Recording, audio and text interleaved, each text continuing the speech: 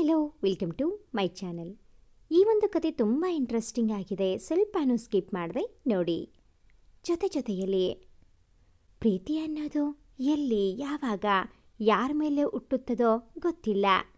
ಆದರೆ ಆ ಪ್ರೀತಿ ಹುಟ್ಟಲು ಒಂದೇ ಒಂದು ಸೆಕೆಂಡಿನ ನೋಟ ಸಾಕು.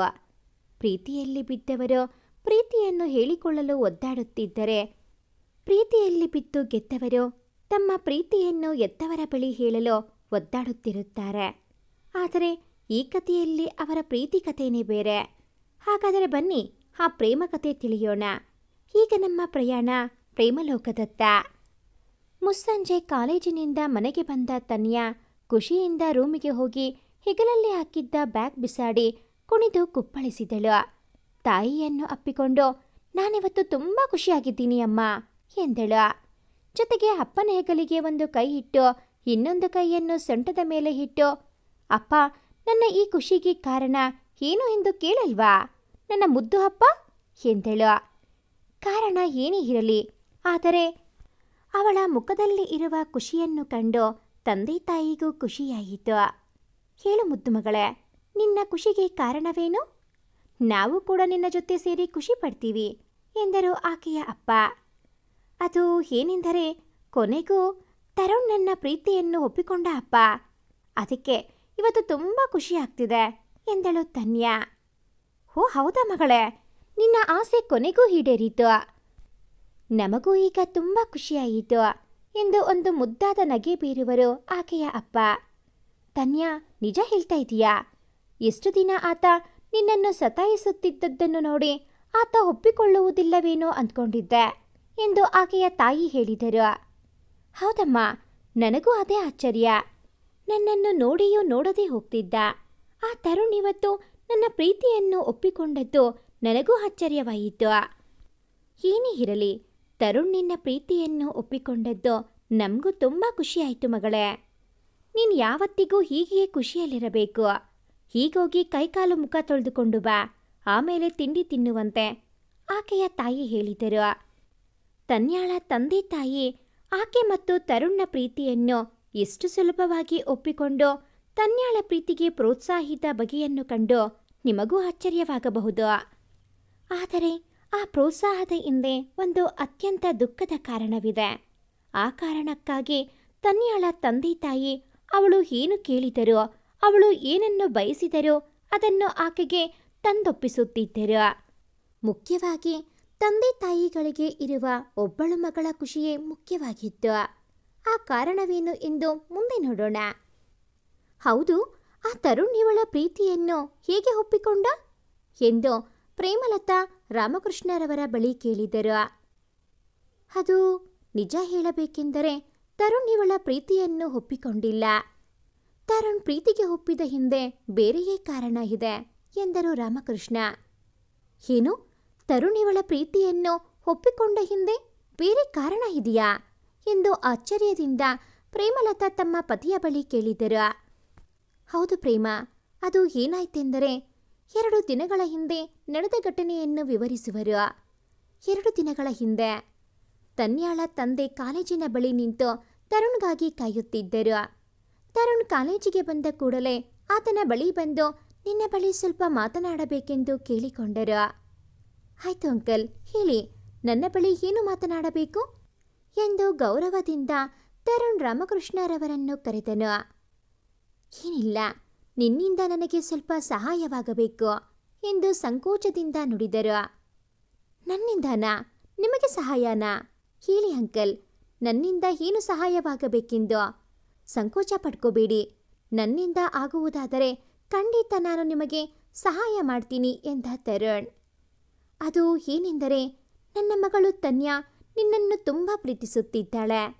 ಆದರೆ ನೀನವಳ ಪ್ರೀತಿಯನ್ನು ಒಪ್ಪಿಕೊಂಡಿಲ್ಲ ಎಂದು ನನ್ನ ಬಳಿ ಹೇಳಿದಳು. ಅದಕ್ಕೆ ಏನು ಅಂಕಲ್ ಎಂದ ತರುಣ್. ನೀನು ಅವಳನ್ನು ಪ್ರೀತಿಸುವುದು ಬೇಡ, ಆದರೆ 1 ವರ್ಷಗಳ ಕಾಲ ಪ್ರೀತಿಸುವ ಥರ ನಾಟಕ ಮಾಡು ಅಂತ ಕೇಳಲು ಬಂದಿದ್ದೇನೆ. ನಂಗೊತ್ತು ಪ್ರೀತಿಸುವ ಥರ ನಾಟಕ ಮಾಡುವುದು ತುಂಬ ಕಷ್ಟ ಅಂತ. ಆದರೆ ನನಗೆ ನನ್ನ ಮಗಳ ಖುಷಿಯೇ ಮುಖ್ಯ. ದಯವಿಟ್ಟು ಇದೊಂದು ಸಹಾಯ ಮಾಡು ಎಂದು ರಾಮಕೃಷ್ಣರವರು ಪರಿಪರಿಯಾಗಿ ಕೈ ಮುಗಿದು ಬೇಡಿಕೊಂಡರು. ಏನಂಕಲ್, ನನಗೆ ಪ್ರೀತಿ ಮಾಡುವುದು ಅಂದರೆ ಇಷ್ಟ ಇಲ್ಲ. ನಾನು ನನ್ನ ತಂದೆ ತಾಯಿಯನ್ನು ಬಿಟ್ಟು ಬೇರೆ ಯಾರನ್ನೂ ಕೂಡ ಪ್ರೀತಿಸಲು ಹೋಗುವುದಿಲ್ಲ. ಅಂಥದ್ರಲ್ಲಿ ನಾನು ನಿಮ್ಮ ಮಗಳನ್ನು ಪ್ರೀತಿಸುವ ಥರ ಹೇಗೆ ನಾಟಕ ಮಾಡಲು ಸಾಧ್ಯ? ಅವಳು ನನ್ನನ್ನು ಪ್ರೀತಿಸುವ ವಿಷಯ ನನಗೂ ಗೊತ್ತು. ಅವಳಿಗೆ ತುಂಬ ಸಲ ಬುದ್ಧಿ ಮಾತು ಕೂಡ ಹೇಳಿದ್ದೇನೆ. ಆದರೆ ಅವಳು ಅವಳ ಹಠ ಬಿಡುವುದಿಲ್ಲ. ದಯವಿಟ್ಟು ನೀವಾದರೂ ಅವಳಿಗೆ ಬುದ್ಧಿ ಮಾತು ಹೇಳಿ. ಅವಳಲ್ಲಿ ಬೇರೆ ಯಾರನ್ನಾದರೂ ಪ್ರೀತಿಸಲು ಹೇಳಿ. ಆಗ ಅವಳು ತುಂಬ ಖುಷಿಯಾಗಿರುತ್ತಾಳೆ. ಅವಳಿಗೆ ಬುದ್ಧಿ ಮಾತು ಹೇಳುವ ಪರಿಸ್ಥಿತಿಯಲ್ಲಿ ನಾವಿಲ್ಲ ತರುಣ್. ಅವಳು ಖುಷಿಯಾಗಿರಬೇಕಾದರೆ ಅದು ನಿನ್ನಿಂದ ಮಾತ್ರ. ದಯವಿಟ್ಟು 1 ವರ್ಷಗಳ ಕಾಲ ಮಾತ್ರ ಅವಳನ್ನು ಪ್ರೀತಿಸುವ ಥರ ನಾಟಕ ಮಾಡು ಎಂದು ಮತ್ತೆ ರಾಮಕೃಷ್ಣರವರು ತರುಣ್ನ ಬಳಿ ಹೇಳಿದರು. ಆಯಿತು, ನೀವು ಹೇಳಿದ ಹಾಗೆ ನಾನು ಅವಳನ್ನು 1 ವರ್ಷಗಳ ಕಾಲ ಪ್ರೀತಿಸುವ ನಾಟಕವಾಡಿ ಆಮೇಲೆ ನಾನು ಅವಳನ್ನು ಬಿಟ್ಟು ಹೋದರೆ ಆಗ ಅವಳು ಖುಷಿಯಾಗಿ ಇರ್ತಾಳಾ ಎಂದ ತರುಣ್. ಆಮೇಲೆ ತನ್ಯ ಖುಷಿಯಾಗಿ ಇರೋಕೆ ಅವಳೇ ಈ ಭೂಮಿ ಮೇಲೆ ಇರೋದಿಲ್ಲ. ಅವಳಿಗೆ ರಕ್ತದ ಕ್ಯಾನ್ಸರ್ ಇದೆ. ಅವಳು ಇನ್ನೂ ಹೆಚ್ಚೆಂದರೆ 1 ವರ್ಷ ಜೀವಂತವಾಗಿ ಇರ್ತಾಳೆ. ಕ್ಯಾನ್ಸರ್ ಇರುವ ವಿಷಯ ಆಕೆಗೆ ಗೊತ್ತಿಲ್ಲ. ಅವಳು ಇರುವಷ್ಟು ದಿನ ಖುಷಿಯಾಗಿರಬೇಕು ಎಂಬುವುದೇ ನಮ್ಮ ಆಸೆ ಎಂದು ಅಳುತ್ತಾ ಹೇಳುವರು. ತನ್ಯಾಳ ತಂದೆಯ ಮಾತುಗಳು ಕೇಳಿ ತರುಣ್ ಕರಳು ಇಂಡಿದಂತಾಯಿತು. ಸರಿ ಅಂಕಲ್, ನಿಮ್ಮ ಮಗಳ ಖುಷಿಗೋಸ್ಕರ ನಾನು ಅವಳು ಇರುವಷ್ಟು ದಿನ ಪ್ರೀತಿಸುವ ನಾಟಕ ಮಾಡ್ತೇನೆ. ತನ್ಯಾಳನ್ನು ಪ್ರೀತಿಯಿಂದ ಖುಷಿಯಾಗಿ ನೋಡಿಕೊಳ್ಳುವ ಜವಾಬ್ದಾರಿ ನನ್ನದು. ನೀವು ಖುಷಿಯಾಗಿ ಹೊರಡಿ ಅಂಕಲ್ ಎಂದು ಅವರನ್ನು ಬೀಳ್ಕೊಡುವನು. ರಾಮಕೃಷ್ಣರವರು ಅಲ್ಲಿಂದ ತೆರಳಿದ ಬಳಿಕ ತರುಣ್ ತುಂಬ ಸಂಕಟಪಟ್ಟು ಕಣ್ಣಿಂದ 2 ಹನಿಗಳು ಕೆನ್ನೆ ಮೇಲೆ ಜಾರಿದವು. ಅದನ್ನು ಕೈಯಿಂದ ಒರೆಸಿಕೊಂಡು ಕಾಲೇಜಿಗೆ ತೆರಳಿದನು. 2 ದಿನದ ಹಿಂದೆ ಇಷ್ಟೆಲ್ಲ ನಡೆಯಿತು ಪ್ರೇಮ. ನಾನೇ ಅವನನ್ನು ಪ್ರೀತಿಸುವಂತೆ ನಾಟಕವಾಡಲು ಒಪ್ಪಿಸಿದ್ದು ಎಂದರು ರಾಮಕೃಷ್ಣ. ಒಳ್ಳೆ ಕೆಲಸ ಮಾಡಿದ್ದೀರಿ. ಇರುವಷ್ಟು ದಿನ ತನ್ಯ ಖುಷಿಯಾಗಿರಬೇಕು. ಅದೇ ನಮ್ಮೆಲ್ಲರ ಆಸೆ ಎಂದು ಪ್ರೇಮಲತಾ ತನ್ನ ಪತಿಯ ಕೆಲಸವನ್ನು ಸಮರ್ಥಿಸಿದರು. ಸರಿ, ತನ್ಯ ರೂಮಲ್ಲಿ ಇರಬೇಕು. ಅವಳಿಗೆ ತಿಂಡಿ ಕೊಡು ಎಂದು ರಾಮಕೃಷ್ಣ ತನ್ನ ಪತ್ನಿಯ ಬಳಿ ಹೇಳಿದರು. ಪ್ರೇಮಲತಾ ತನ್ನ ಮಗಳಿಗೆ ಬಿಸಿ ಬಿಸಿ ಕಾಫಿ ಮತ್ತು ತಿಂಡಿ ನೀಡಿದರು. ಒಂದು ಕೈಯಲ್ಲಿ ಕಾಫಿ ಮತ್ತು ಇನ್ನೊಂದು ಕೈಯಲ್ಲಿ ಮೊಬೈಲ್ ಹಿಡಿದು ತಿಂಡಿ ತಿನ್ನುತ್ತಾ ತರುಣ್ಗೆ ಮೆಸೇಜ್ ಮಾಡುತ್ತಾ ಕಾಲ ಕಳೆಯತೊಡಗಿದಳು. ಒಂದು ದಿನ ಸಂಜೆ 6:30ರ ವೇಳೆ ಭಾರೀ ಗುಡುಗು ಸಹಿತ ಗಾಳಿ ಮಳೆ ಸುರಿಯುತ್ತಿತ್ತು. ತರುಣ್ ಕಾಲೇಜಿನಿಂದ ಮನೆಗೆ ಹೊರಡುವಾಗ ತಡವಾಗಿತ್ತು. ಆದರೂ ಬೈಕ್ ಇದ್ದಿದ್ದರಿಂದ ಆತನಿಗೆ ಮನೆಗೆ ಹೋಗುವ ಬಗ್ಗೆ ಚಿಂತೆಯಾಗಲಿಲ್ಲ. ಮಳೆ ಸ್ವಲ್ಪ ಕಡಿಮೆಯಾದ ಬಳಿಕ ತರುಣ್ ಬೈಕ್ ಸ್ಟಾರ್ಟ್ ಮಾಡಿ ಮನೆಗೆ ಹೊರಡಲು ಸಿದ್ಧನಾದ. ಅದೇ ವೇಳೆಗೆ ಒಬ್ಬಳು ಹುಡುಗಿ ಬಸ್ ಸ್ಟ್ಯಾಂಡಲ್ಲಿ ನಿಂತಿದ್ದಳು. ಆಕೆ ಒಬ್ಬಂಟಿಯಾಗಿದ್ದಳು.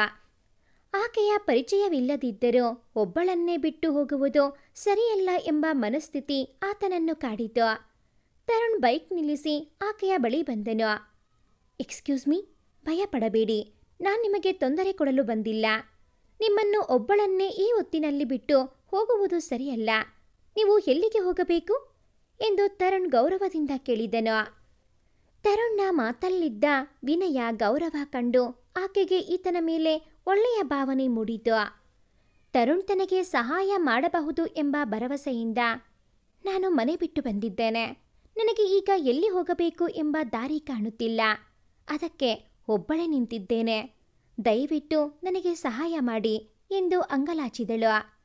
ಆಕೆಯ ಮಾತನ್ನು ಕೇಳಿ ತರುಣ್ನಿಗೆ ಆಶ್ಚರ್ಯ ಮತ್ತು ಗೊಂದಲ ಮೂಡಿತು. ಆದರೂ ತನ್ನಲ್ಲಿ ಸಹಾಯ ಕೇಳುತ್ತಿದ್ದಾಳೆ, ಸಹಾಯ ಮಾಡದೆ ಹೋಗುವುದು ಸರಿಯಲ್ಲ ಎಂದು ಅರಿತು ಆಕೆಯನ್ನು ಬೈಕ್ನಲ್ಲಿ ತನ್ನ ಜೊತೆ ಕರೆದುಕೊಂಡು ಬಂದನು. ಬೈಕಿನ ಪ್ರಯಾಣದಲ್ಲಿ ತರುಣ್ ಮತ್ತು ಆಕೆಯ ನಡುವಿನ ಮಾತುಕತೆ ಹೀಗಿದೆ. ನಿಮ್ಮ ಹೆಸರೇನು ಎಂದನು ತರುಣ್. ನನ್ನ ಹೆಸರು ಜಾನಕಿ. ನಿಮ್ಮ ಹೆಸರು? ನನ್ನ ಹೆಸರು ತರುಣ್. ಹೌದು, ನೀವು ಮನೆ ಬಿಟ್ಟು ಬಂದಿರುವುದು ಯಾಕೆ ಅಂತ ಕೇಳಬಹುದಾ? ಅದು ಹೇಳಬಹುದು, ಆದರೆ ಈಗ ಬೇಡ. ಸಮಯ ಬಂದಾಗ ನಾನೇ ನಿಮ್ಮ ಬಳಿ ಹೇಳ್ತೀನಿ. ಆಯಿತು ಜಾನಕಿ, ಮನೆ ಬಿಟ್ಟು ಬಂದ ಬಗ್ಗೆ ನಿಮ್ಮ ಮುಖದಲ್ಲಿ ಒಂಚೂರು ಬೇಜಾರಿಲ್ಲ, ಏನ್ ಕತೆ?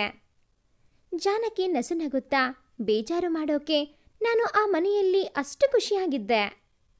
ಹೋ, ಇಂಡೈರೆಕ್ಟಾಗಿ ನೀವು ಖುಷಿಯಾಗಿಲ್ಲ ಅಂತಿದ್ದೀರಾ ತಾನೇ? ಹೌದು, ನನ್ನನ್ನು ಎಲ್ಲಿಗೆ ಕರೆದುಕೊಂಡು ಹೋಗುತ್ತಿದ್ದೀರಾ? ಸದ್ಯಕ್ಕೆ ನಮ್ಮ ಮನೆಗೆ ಕರೆದುಕೊಂಡು ಹೋದರೆ ಮನೆಯಲ್ಲಿ 1000 ಪ್ರಶ್ನೆ ಕೇಳುತ್ತಾರೆ.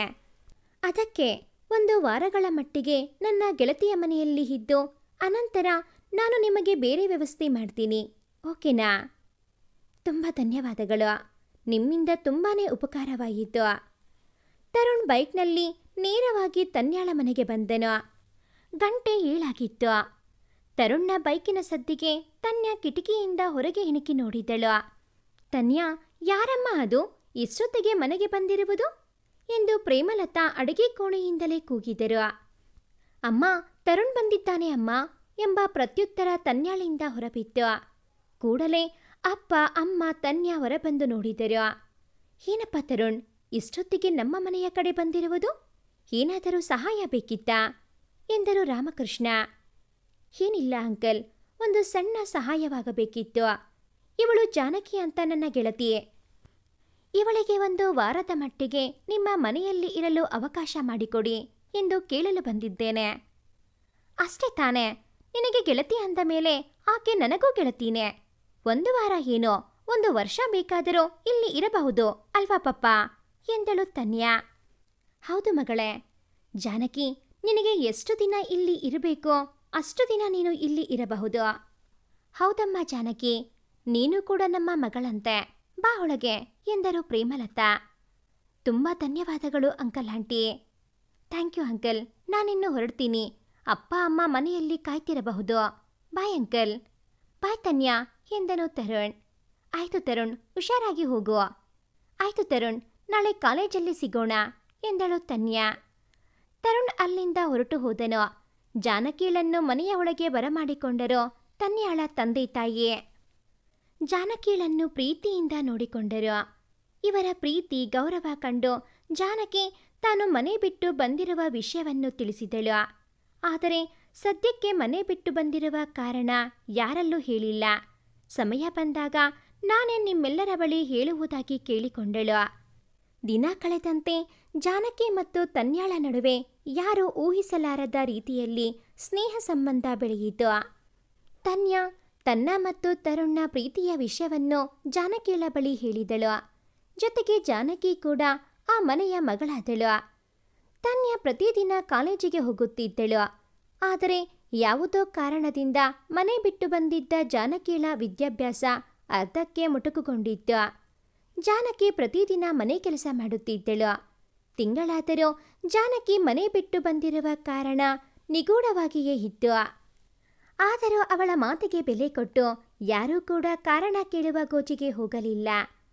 ತರುಣ್ನ ಜೊತೆ ಸುತ್ತಾಡಬೇಕು ಎಂಬ ಆಸೆ ತನ್ಯಾಳ ಮನಸ್ಸಲ್ಲಿ ಬೇರೂರಿತ್ತು. ತನ್ನ ಆಸೆಯ ಬೇಡಿಕೆಯನ್ನು ತನ್ಯಾ ತರುಣ್ನ ಮುಂದಿಟ್ಟಳು. ಜಾನಕಿಯ ವಿಚಾರದಲ್ಲಿ ಗೊಂದಲದಲ್ಲಿದ್ದ ತರುಣ್ ಆಕೆಯ ಬೇಡಿಕೆಯನ್ನು ತಿರಸ್ಕರಿಸಿದ. ತರುಣ್ ತನ್ನ ಬೇಡಿಕೆಯನ್ನು ಒಪ್ಪದ ವಿಷಯವನ್ನು ತನ್ಯಾ ನೇರ ಜಾನಕಿಯ ಬಳಿ ಬಂದು ಹೇಳಿದಳು. ತನ್ಯಾಳಿಗೆ ಕ್ಯಾನ್ಸರ್ ಇರುವ ವಿಷಯ ಜಾನಕಿ ಮೊದಲೇ ಅರಿತಿದ್ದರಿಂದ ಅವಳ ಮನಸ್ಸಿಗೆ ನೋವು ಕೊಡುವುದು ಜಾನಕಿಳಿಗೆ ಇಷ್ಟವಾಗಲಿಲ್ಲ. ಮರುದಿನ ಜಾನಕಿ ತರುಣ್ನ ಬಳಿ ಬಂದು, ತರುಣ್, ಮೊದಲೇ ತನ್ಯಾಳಿಗೆ ಕ್ಯಾನ್ಸರ್ ಇದೆ. ನೀನು ನನ್ನ ವಿಷಯದಲ್ಲಿ ತನ್ಯಾಳ ಆಸೆಗಳಿಗೆ ಕೊಳ್ಳಿ ಇಡುವುದು ಸರಿಯಲ್ಲ. ಅವಳ ಜೊತೆ 1 ದಿನ ಅವಳಿಗೋಸ್ಕರ ಸುತ್ತಾಡಿಕೊಂಡು ಬಾ ಎಂದಳು ಜಾನಕಿ. ನೀನು ಹೇಳುವ ಮಾತು ಸರಿಯಾಗಿದೆ. ತನ್ಯಾಳಿಗೆ ಬೇಸರ ತರಿಸುವ ಕೆಲಸ ಮಾಡಬಾರದು. ಅವಳ ಇಷ್ಟದಂತೆ ಇರಬೇಕು ಇನ್ನು ಮುಂದೆ. ಅವಳಿಗೆ ಹೇಳು, ನಾಳೆ ಅವಳ ಇಷ್ಟದಂತೆ ಎಲ್ಲಿಯಾದರೂ ಹೋಗಿ ಬರುವ ಅಂತ ಎಂದನು ತರುಣ್. ತರುಣ್ನ ಈ ನಿರ್ಧಾರ ಜಾನಕಿಳಿಗೆ ತುಂಬ ಖುಷಿಯಾಯಿತು. ಅವಳು ತನ್ಯಾಳ ಬಳಿ ಬಂದು ಈ ವಿಚಾರವನ್ನು ಹೇಳಿದಾಗ ತನ್ಯಾ ತುಂಬ ಸಂತೋಷಪಟ್ಟಳು. ಜಾನು, ಥ್ಯಾಂಕ್ ಯು ಸೋ ಮಚ್. ಹಾಗಾದರೆ ನಾಳೆ ಮಂಗಳೂರಿಗೆ ಹೋಗಿ ಬರಬೇಕು. ಆದರೆ ನಮ್ಮ ಜೊತೆ ನೀನು ಕೂಡ ಬರುವುದಾದರೆ ಮಾತ್ರ. ಇಲ್ಲದಿದ್ದರೆ ಎಲ್ಲಿಗೂ ನಾನು ಹೋಗುವುದಿಲ್ಲ ಎಂದಳು ತನ್ಯಾ. ಮೊದಲೇ ಮನೆ ಬಿಟ್ಟು ಬಂದಿರುವುದರಿಂದ ಜಾನಕಿ ಹೊರಗಡೆ ಹೋಗಲು ನಿರಾಕರಿಸಿದಳು. ತನ್ಯಾ, ನೀವಿಬ್ಬರೂ ಹೋಗಿ ಬನ್ನಿ, ನಾನ್ಯಾಕೆ ನಿಮ್ಮ ಮಧ್ಯೆ ಎಂದು ಜಾನಕಿ ಹೊರಗಡೆ ಹೋಗುವ ಯೋಜನೆಯಿಂದ ಹಿಂದೆ ಸರಿದಳು. ಇಲ್ಲ ಜಾನು, ಇನ್ನು 1 ಶಬ್ದ ಮಾತಾಡದೆ ನಾಳೆ ನಮ್ಮೊಂದಿಗೆ ಬರ್ತಾ ಇದೀಯಾ ಅಷ್ಟೇ. ಇಲ್ಲದಿದ್ದರೆ ನಾನು ಹೋಗಲ್ಲ ಎಂದು ಕಡ್ಡಿ ಮುರಿದಂತೆ ಹೇಳಿದಳು ತನ್ಯಾ. ಮತ್ತೆ ಮಾತಾಡುವುದು ಸರಿಯಲ್ಲ ಎಂದು ಜಾನು ತನ್ಯಾಳ ಮಾತಿಗೆ ಒಪ್ಪಿದಳು. ಆಯ್ತಮ್ಮ ತಾಯಿ, ನಾಳೆ ನಾನು ಬರ್ತೀನಿ, ಸರಿನಾ ಎಂದು ತನ್ಯಾಳ ಕೆನ್ನೆಯನ್ನು ಮೆಲ್ಲವಾಗಿ ಚಿವುಟಿದಳು ಜಾನಕಿ. ಇದೇ ವೇಳೆಗೆ ತನ್ಯಾಳ ಕಾಣೆಯಾಗಿರುವೆ ನಾನು, ಎದುರಲ್ಲಿ ಕಾಣುತ್ತಿರುವಾಗ ನೀನು ಎಂಬ ಹಾಡು ಫೋನ್ನಲ್ಲಿ ರಿಂಗಣಿಸಿತು. ಹಾಗೋ ನಿನ್ನ ಮಹಾರಾಜ ಕಾಲ್ ಮಾಡಿರಬಹುದು, ಹೋಗು ನೋಡು ಎಂದು ತಮಾಷೆಯ ಮಾತನಾಡಿ ರೂಮಿನಿಂದ ಹೊರಬಂದಳು ಜಾನು. ಜಾನು ನುಡಿದ ಮಾತಿನಂತೆ ಆ ಕರೆ ತರುಣ್ಣದ್ದೇ hello hello Tanya, sorry dear, ನಾನವಾಗ ಸ್ವಲ್ಪ ಟೆನ್ಷನ್ನಲ್ಲಿದ್ದೆ, ಅದಕ್ಕೆ ಎಲ್ಲೂ ಹೋಗುವುದು ಬೇಡ ಅಂದೆ. ಸೋ ಸಾರಿ ತನ್ಯಾ, ನಾಳೆ ನಾವು ಮಂಗಳೂರಿಗೆ ಹೋಗಿ ಬರುವ, ಓಕೆನಾ? ತರುಣ್ನ ಮಾತುಗಳು ತನ್ಯಾಳಿಗೆ ತುಂಬ ಖುಷಿ ಕೊಟ್ಟವು. ಆಯ್ತಪ್ಪ, ಓಕೆ, ನನಗೆ ಈಗ ತುಂಬ ಖುಷಿ ಆಗ್ತಿದೆ. ಆದರೆ ತರುಣ್, ನಮ್ಮ ಜೊತೆ ಜಾನು ಕೂಡ ಬರಬೇಕು, ಹಾಗಾದರೆ ಮಾತ್ರ ನಾನು ಬರುವುದು. ಆಯ್ತಮ್ಮ ಮಹಾರಾಣಿ, ನಿನಗೆ ಯಾರನ್ನೆಲ್ಲ ಕರ್ಕೊಂಡು ಬರಬೇಕು ಅಂತ ಅನಿಸುತ್ತೆ ಅವರನ್ನೆಲ್ಲ ಕರ್ಕೊಂಡು ಬಾ, ನನ್ನದೇನೂ ಅಭ್ಯಂತರ ಇಲ್ಲ ತಮಾಷೆಯಾಗಿ ಹೇಳುವನು. ತರುಣ್, ನಾಳೆ ಕಾಲೇಜಿಗೆ ರಜೆ ಮಾಡುವುದಾ? ಒಂದಿನ ರಜೆ ಮಾಡುವುದು ದೊಡ್ಡ ವಿಷಯವಲ್ಲ, ನಿನ್ನನ್ನು ಮಂಗಳೂರಿಗೆ ಕರ್ಕೊಂಡು ಹೋಗುವುದು ದೊಡ್ಡ ವಿಷಯ. ತನ್ಯಾ ನಗುತ್ತಾ ಹೌದಾ ಎಂದಳು. ಹೌದು, ಸರಿ ಬಾಯ್, ನಾಳೆ ಸಿಗೋಣ, ಬಾಯ್, ಗುಡ್ ನೈಟ್. ಸ್ವಲ್ಪ ಸಮಯದ ನಂತರ ತನ್ಯಾ ಜಾನುಳ ಕೋಣೆಗೆ ತೆರಳಿದಳು. ಜಾನು ಒಂದು ಪುಸ್ತಕದಲ್ಲಿ ಏನೋ ಬರೆಯುತ್ತಿದ್ದವಳು ತನ್ಯಾಳನ್ನು ಕಂಡ ಕೂಡಲೇ ಜಾನು ಪುಸ್ತಕವನ್ನು ಅಡಗಿಸಿಟ್ಟಳು. ಪುಸ್ತಕ ಬಚ್ಚಿಟ್ಟಿದ್ದನ್ನು ತನ್ಯಾ ನೋಡಿದಳು, ಆದರೂ ನೋಡದಂತೆ ನಾಟಕವಾಡಿದಳು. ಜಾನು ಮನಸ್ಸಲ್ಲಿ ಅಂದುಕೊಂಡಳು, ಸದ್ಯ ತನ್ಯಾ ನೋಡಲಿಲ್ಲ, ಇಲ್ಲದಿದ್ದರೆ 1000 ಪ್ರಶ್ನೆಗಳನ್ನು ಕೇಳುತ್ತಿದ್ದಳು. ತನ್ಯಾ, ಏನಾದರೂ ಬೇಕಿತ್ತಾ ಎಂದಳು ಜಾನು. ಏನಿಲ್ಲ ಜಾನು, ಸುಮ್ಮನೆ ಬಂದೆ. ಸರಿ, ತುಂಬ ಹೊತ್ತಾಗಿದೆ, ಗುಡ್ ನೈಟ್ ಎಂದು ಹೇಳಿ ತನ್ಯಾ ತನ್ನ ರೂಮಿಗೆ ಬಂದಳು. ತನ್ಯಾಳ ಮನಸ್ಸಲ್ಲಿ ಜಾನು ತಾನು ಬಂದ ಕೂಡಲೇ ಏಕೆ ಪುಸ್ತಕವನ್ನು ಅಡಗಿಸಿಟ್ಟಳು, ಆ ಪುಸ್ತಕದಲ್ಲಿ ಅಂಥದ್ದೇನಿದೆ ಎಂಬ ಪ್ರಶ್ನೆಗಳು ಮನಸ್ಸನ್ನು ಕೊರೆಯಲು ಆರಂಭಿಸಿತು. ರಾಜಕಾರಣಿ ರಾಜಾರೆಡ್ಡಿಯ ಮನೆಯಲ್ಲಿ ರಾಜಾರೆಡ್ಡಿ ಮತ್ತು ಆತನ ಆಪ್ತ ಸಹಾಯಕ ಮದನ್ ಜಾನಕಿಳ ಬಗ್ಗೆ ಮಾತನಾಡುತ್ತಿದ್ದರು. ಮದನ್, ಅವಳ ಬಗ್ಗೆ ಏನಾದರೂ ಮಾಹಿತಿ ಸಿಕ್ಕಿತಾ ಎಂದರು ರಾಜಾರೆಡ್ಡಿ.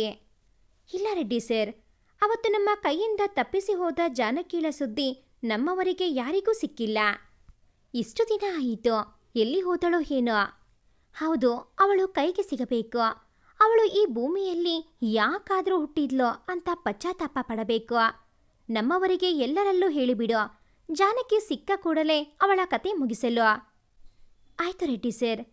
ಅಲ್ಲ, ಅವಳಿಗೆ ನಮ್ಮ ವಿಷಯ ಯಾಕೆ ಬೇಕಿತ್ತು?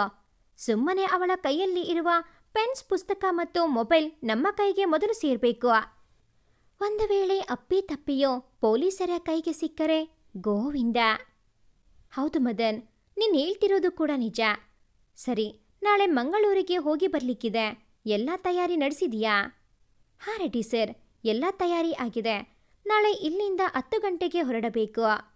ಆಯ್ತು ಮದನ್. ನಂತರ ಮದನ್ ನಿದ್ರಿಸಲು ತೆರಳಿದನು. ಮರುದಿನ ಬೆಳಗ್ಗೆ ಮದನ್ ಮಂಗಳೂರಿಗೆ ಹೋಗುವ ಮುಂಚೆ ರಾಜಾರೆಡ್ಡಿಯ ಬಳಿ ಬಂದನು.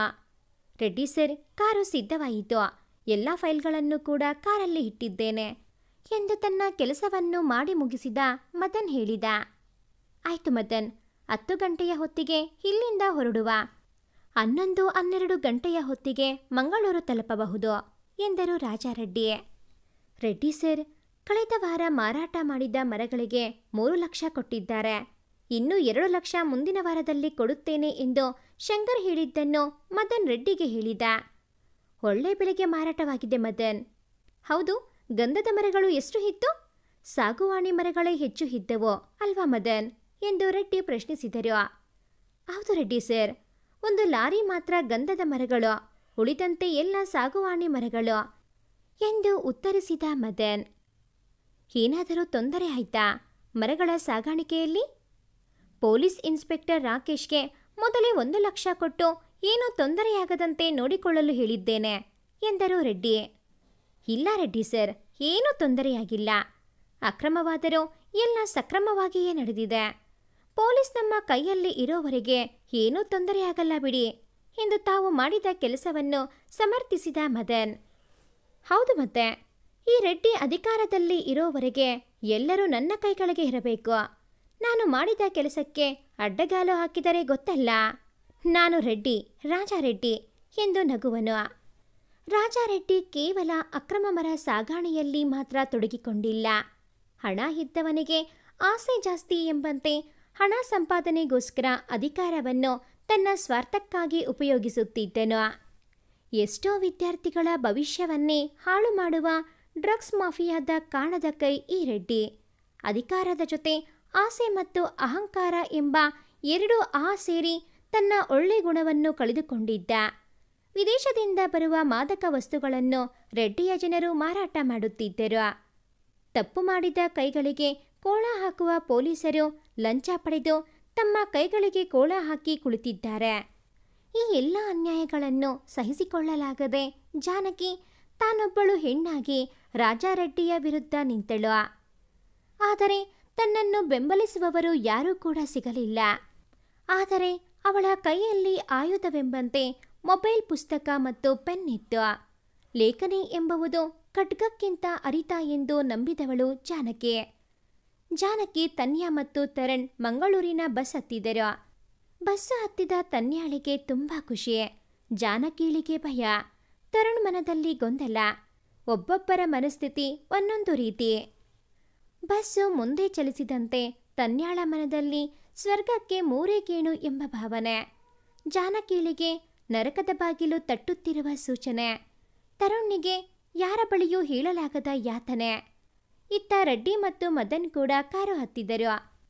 ರೆಡ್ಡಿಯ ಮನದಲ್ಲಿ ತಾನು ಯಾವುದೋ ಹಣದ ಸಾಗರಕ್ಕೆ ಧುಮುಕಲು ಹೋಗುತ್ತಿದ್ದೇನೆ ಎಂಬ ಖುಷಿ. ರೆಡ್ಡಿ ಅಧಿಕಾರದಲ್ಲಿ ಇರುವವರೆಗೆ ತನ್ನ ಹೊಟ್ಟೆಪಾಡಿಗೆ ಏನೂ ತೊಂದರೆ ಇಲ್ಲ ಎಂಬ ಖುಷಿ ಮದನ್ಗೆ. ಮಂಗಳೂರಲ್ಲಿ ಇಳಿದು ತನ್ಯಾ, ತರುಣ್ ಒಂದು ರಿಕ್ಷಾವನ್ನು ಹತ್ತಿದರು. ಬೀಚ್ ಪಾರ್ಕ್ಗಳಲ್ಲಿ ಸುತ್ತಾಡಿದರು. ತನ್ಯಾಳಿಗೋಸ್ಕರ ತರುಣ್ ತನ್ನೆಲ್ಲ ಚಿಂತೆಯನ್ನು ಬದಿಗಿಟ್ಟು ಆಕೆಯ ಜೊತೆ ಖುಷಿಯಿಂದ ಕಾಲ ಕಳೆದನು. ಜಾನಕಿ ಕೂಡ ಸೇರಿಕೊಂಡಳು. ಹಚ್ಚ ಹಸಿರಿನ ಪಾರ್ಕ್ನಲ್ಲಿ ಫೋಟೋ, ಸೆಲ್ಫಿ ಕ್ಲಿಕ್ಕಿಸಿಕೊಂಡರು.